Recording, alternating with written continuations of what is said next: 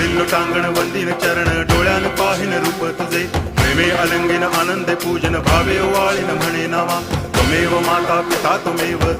बंधुश्च सखा त्वमेव विद्या तरुणं त्वमेव सर्वं मम देव कायेन वाचा मनसेन्द्रियैर्वा बुद्ध्यात्मना वा प्रकृति स्वभावात् करोमि यद्यत् सकलं परस्मै नारायणायति समर्पयामि अच्युतं केशवं रामनारायणं कृष्णदामोदरं वासुदेवं हरि गिरिधरं माधवं गोपिकावल्लभं जानकीनायकं रामचन्द्रं भजे हरे राम